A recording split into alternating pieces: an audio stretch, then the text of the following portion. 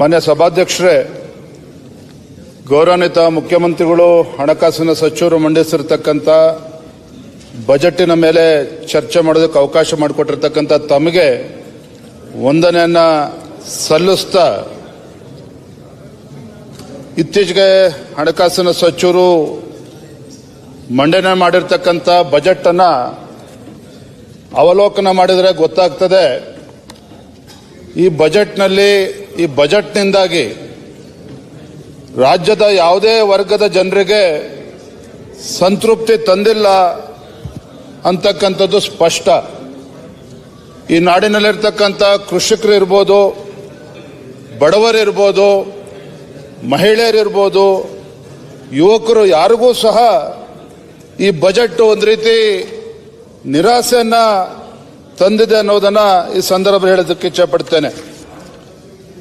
ಯಾವುದೇ ಒಂದು ಆದ್ಯತಾ ಕ್ಷೇತ್ರಗಳಿಗೂ ಕೂಡ ಗಮನ ಹರಿಸದೇ ಇರತಕ್ಕಂಥದ್ದು, ಅದು ಮೂಲಭೂತ ಸೌಕರ್ಯ ಇರ್ಬೋದು, ಶಿಕ್ಷಣ ಇರ್ಬೋದು, ಆರೋಗ್ಯ ಕ್ಷೇತ್ರ, ಕೃಷಿ ಕ್ಷೇತ್ರ, ವಿಶೇಷವಾಗಿ ನೀರಾವರಿ ಕ್ಷೇತ್ರದ ಬಗ್ಗೆನೂ ಕೂಡ ಹೆಚ್ಚು ಕಾಳಜಿಯನ್ನ ತೋರಿಸದೇ ಇರತಕ್ಕಂಥದ್ದು. ಮಾನ್ಯ ಸಭಾಧ್ಯಕ್ಷರೇ, ಇವತ್ತು ಕೃಷಿ ಕ್ಷೇತ್ರದಲ್ಲಿ ಯಾವ ರೀತಿ ಇವತ್ತು ರೈತರು ಪರದಾಡ್ತಾ ಇದ್ದಾರೆ, ಇವತ್ತು ವಿಶೇಷವಾಗಿ ಅಡಿಕೆ ರೋಗ ಇರ್ಬೋದು, ಮತ್ತೆ ತೊಗರಿ ಬೆಳೆಗಾರರು ಕೂಡ ಇವತ್ತು ಸಂಕಷ್ಟದಲ್ಲಿದ್ದರೂ ಸಹ ಮಾನ್ಯ ಹಣಕಾಸಿನ ಸಚಿವರು ಇದ್ರ ಬಗ್ಗೆ ಗಮನ ಹರಿಸದೇ ಇರತಕ್ಕಂಥದ್ದು. ವಿಶೇಷವಾಗಿ ನೀರಾವರಿ ಬಗ್ಗೆ ಸಾಕಷ್ಟು ಬಾರಿ ಸದನದ ಒಳಗಡೆ ಹಾಗೂ ಸದನದ ಹೊರಗಡೆ ಚರ್ಚೆ ಆಗಿದೆ. ಹಿಂದೆ ನಾವು ಹೇಳಿದ್ರು, ಕಾಂಗ್ರೆಸ್ ನಡೆಗೆ ಕೃಷ್ಣ ಕಡೆಗೆ ಅಂತ ಹೇಳಿ ರಾಜ್ಯದಲ್ಲಿ ಸರ್ಕಾರ ಅಧಿಕಾರಕ್ಕೆ ಬಂದ್ರೆ ಒಟ್ಟು 50,000 ಕೋಟಿಯನ್ನು ನೀಡ್ತೇವೆ, ಪ್ರತಿ ವರ್ಷ 10,000 ಕೋಟಿಯನ್ನು ಕೊಟ್ಟು ಆ ಸಮಸ್ಯೆನ ಬಗೆಹರಿಸ್ತೇವೆ ಅನ್ನೋ ಮಾತನ್ನು ಕೂಡ ನಾವು ಕೇಳಿದ್ವಿ. ಆದರೆ ಕೃಷ್ಣ ಬಗ್ಗೆನೂ ಕೂಡ ಚಕಾರ ಎದ್ದೇ ಇರತಕ್ಕಂಥದ್ದು ನಿಜವಾಗ್ಲೂ ಕೂಡ ದುರಾದೃಷ್ಟ.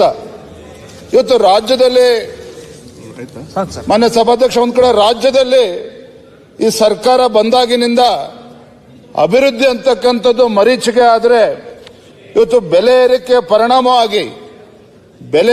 ಪರಿಣಾಮವಾಗಿ ರಾಜ್ಯದ ಜನ ತತ್ತರಿಸಿ ಹೋಗಿರ್ತಕ್ಕಂಥದ್ದು.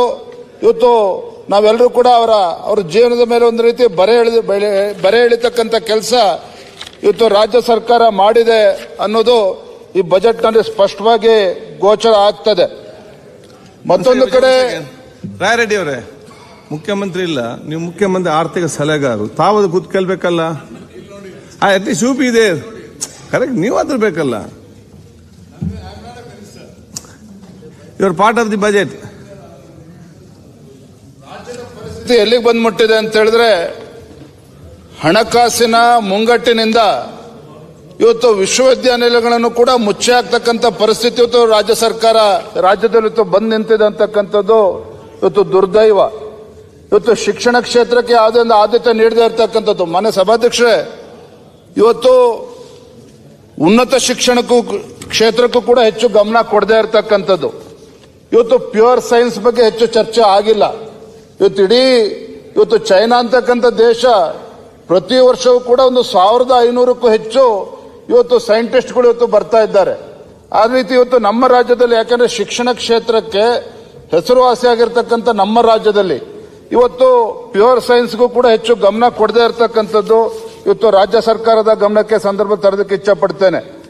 ಇವತ್ತು ಸರ್ಕಾರಿ ಶಾಲೆಗಳಲ್ಲಿ ಒಟ್ಟು ರಾಜ್ಯದಲ್ಲಿರ್ತಕ್ಕಂಥ 46,757 ಸರ್ಕಾರಿ ಶಾಲೆಗಳಲ್ಲಿ 43 ಲಕ್ಷ ವಿದ್ಯಾರ್ಥಿಗಳು ಇವತ್ತು ದಾಖಲಾಗಿರ್ತಕ್ಕಂಥದ್ದು.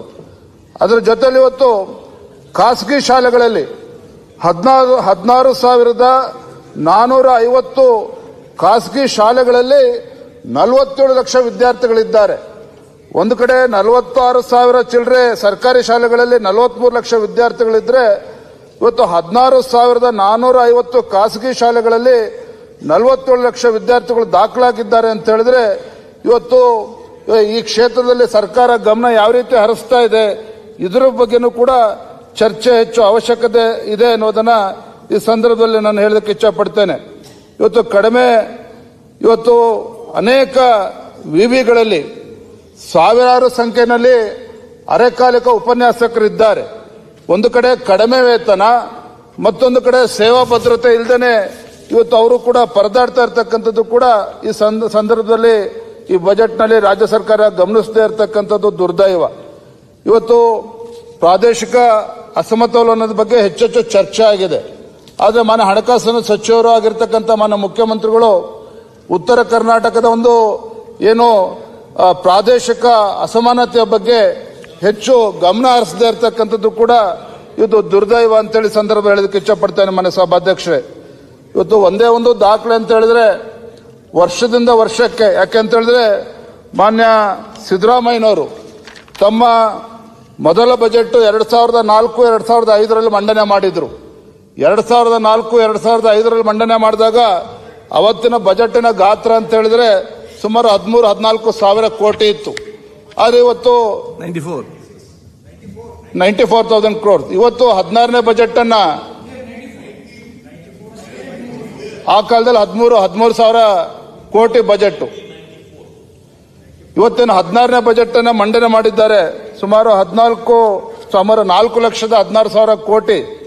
ಈ ಬಜೆಟ್ನ ವಿಶೇಷತೆ ಏನಪ್ಪಾ ಅಂತ ಹೇಳಿದ್ರೆ ಒಂದು ಕಡೆ 4,09,000 ಕೋಟಿ, 4,09,000 ಕೋಟಿ. ಇದಕ್ಕೆ ನೀವು ಬೇಕಂತ ಹೇಳಿದ್ರು ನಾವು. ಈ ಬಾರಿ ಕೊರತೆ ಬಜೆಟ್ ಅನ್ನ ಮಂಡನೆ ಮಾಡಿರ್ತಕ್ಕಂಥದ್ದು.